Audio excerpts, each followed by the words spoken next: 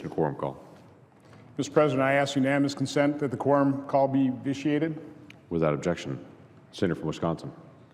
Mr. President, I ask unanimous consent to set aside the pending amendments and call up my amendment number 1150. Mr. President, Is there objection? reserving the right to object, I just want to make sure I know which amendment the senator is calling up. Is this the amendment that would be change this into a treaty obligation? That is correct. I have no objection. Is there objection? Without objection, so ordered. Thank you, Mr. Clerk will President. report. The senator from Wisconsin, Mr. Johnson, proposes an amendment numbered 1150. Strike all after the enacting clause and insert the following. Section 1, treaty subject to advice and consent of the Senate. Notwithstanding any other provision of law, any agreement reached by the President with Mr. Iran. President, I ask unanimous consent the reading be dispensed with. Without objection. Mr. President, I would like to speak to this amendment. Senator from Wisconsin is recognized. Mr. President, this deal that the administration is involved in making with Iran has serious implications for not only America's long-term national security, but really the peace and security of the world. It is true that at this point in time, nobody knows what really is in the deal. We certainly have been given a framework in terms of what the deal is supposed to be. But what we do know is even within that framework, as it has been described to the American public, there are some serious discrepancies in terms of the way this administration has typified that framework of a deal and what the Ayatollah in Iran, how they've described that deal. For example, according to our president, the sanctions will only be lifted once Iran has complied with major components of the agreement. According to the Ayatollah, those sanctions will be lifted immediately. That's a big discrepancy. According to this administration, we will have the right to inspect to ensure verification and accountability of any agreement. But the Ayatollah disagrees with that. The Ayatollah certainly says that there will be no inspections on military sites. Now, if we want to enter into this agreement to prevent Iran from creating a nuclear weapon, surely we should have the right to inspect the military sites. Another pretty serious discrepancy in terms of the administration's idea or understanding of what this framework is versus the Ayatollah is what's going to happen with the 10,000 kilograms of enriched uranium. According to this administration, those are going to be shipped out of the country, not available for any kind of nuclear program. According to the Ayatollahs, no way. Those are going to stay in Iran. So those are some major discrepancies in terms of what this agreement is all about. The types of discrepancies that need to be certainly fully vetted, and the American people need to understand what that is. Now, there's also been some real deceptions about this agreement. For example, we've heard repeatedly in hearings that this administration will insist that any agreement will ensure that the nuclear program within Iran will be for peaceful purposes. Now, I just have to point out that there is no peaceful purpose for Iran to have nuclear enrichment.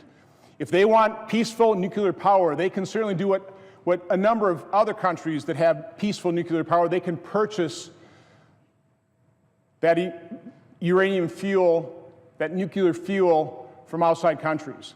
The only reason Iran would subject themselves to the sanctions, to the isolation, to the economic harm to their economy and to their people is because they want nuclear weapons to blackmail the region and the world. And of course, this administration talks about snapback of sanctions. That's deceptive. Because once these sanctions are relaxed, once these sanctions are lifted, it will be virtually impossible, once tens of billions, if not hundreds of billions of dollars of investment from the West, from other countries start flowing to Iran, it will be impossible to put those sanctions back in place, or almost virtually impossible.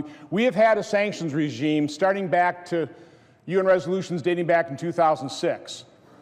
It took years for those sanctions to really take hold, to have the teeth that brought Iran to the bargaining table. But unfortunately, this administration, in its negotiations, relaxed those sanctions to the point and basically acknowledged Iran's right to enrich uranium, and in that event basically lost these negotiations before they ever began. So there's an awful lot of deceptive typifications about what this deal is and what it won't be, or what it would be. The purpose of my amendments are to bring clarity to what the Iran Nuclear Agreement Review Act would be and what it is not. Now, I give the chairman and the ranking member of our Senate Foreign Relations Committee a great deal of credit trying to come up with some sort of deal, some sort of law that will give Congress some kind of a role in this incredibly important deal. But this is not Congress's rightful role. This is not what the framers felt in Article 2, Section 2 of the Constitution would be advice and consent. It is far from it.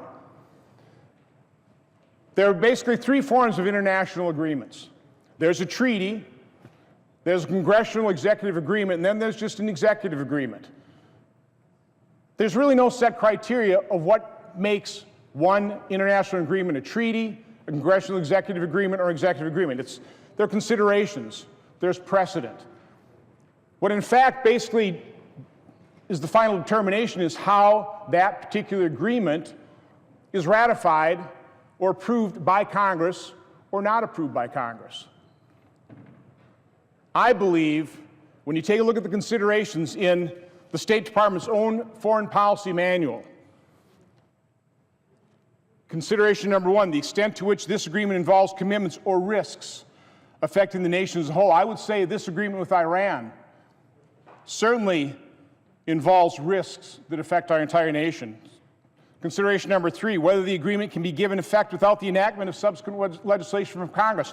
The whole point of this particular act is that we have placed sanctions, we put sanctions in place here by passing laws by Congress. And Congress does realize that we have a role in any of the lifting those sanctions.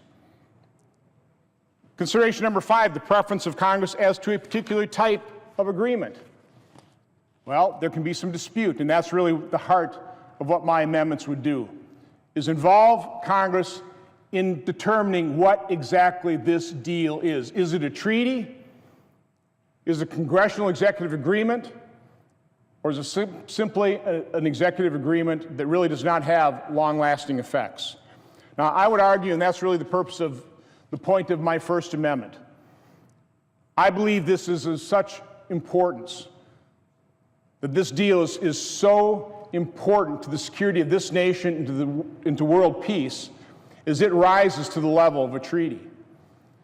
And so my amendment simply strikes the act, strikes the Iran Nuclear Agreement Review Act, and replaces it with a simple statement that this Congress deems this deal, this agreement with Iran as a treaty. The other thing my amendment does is it does remove the waiver authority this Congress granted the President as it relates to those sanctions.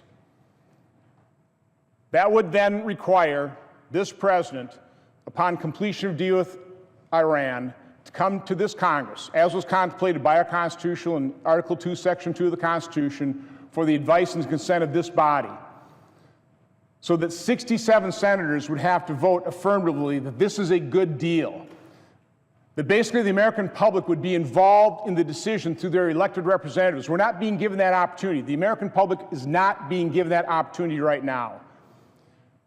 What is happening right now under this Iran Nuclear Agreement Review Act is we have turned advice and consent on its head.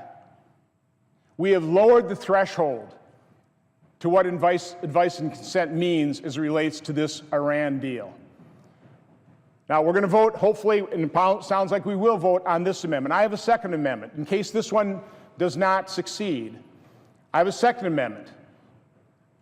If this Congress or this Senate doesn't want to treat this as a treaty, we should at minimum treat it as a congressional executive agreement, and I'm willing to lower that threshold under expedited procedures to a simple majority vote of both houses. 50%. I had contemplated, and I'd actually written an amendment to really detail what this agreement truly is, or what this Review Act really is. A low threshold congressional executive agreement. And when I say low threshold, I mean by what's going to happen here if we pass the Iran Nuclear Agreement Review Act. We'll get a vote of disapproval. If 60 senators agree that this is a bad deal for America and they disapprove of it, we can pass that disapproval, and then that goes to the president for signature. He can veto that. And of course, if he vetoes that, that would take 2/3 of this body to override that veto and 2/3 of the House to override that veto. That would require 67 senators.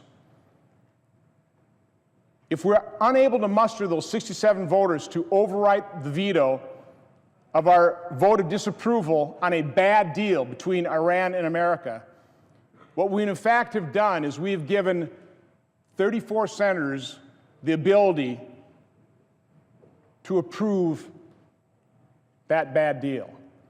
And so when I offered that amendment to the parliamentarian that would basically show that in real clarity that what this Iran Nuclear Agreement Review Act really is a very low threshold approval by this body. The parliamentarian, I think, very appropriately ruled that amendment out of order, unconstitutional. You can't approve something with just 34 votes in the United States Congress, in the United States Senate. And I think that's my point.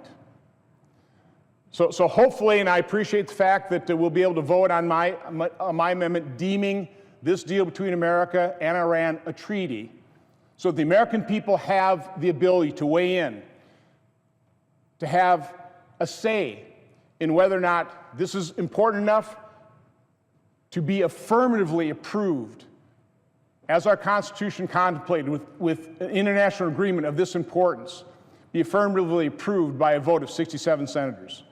And I urge my colleagues to support this amendment. I yield the floor. Mr. President, Senator from Tennessee. I want to thank the senator for his active involvement on our Foreign Relations Committee. He's a valuable member, and I appreciate his concern about this issue. And I know that he understands that this is an amendment that's likely not to pass, and let me tell you why. 4 times since 2002,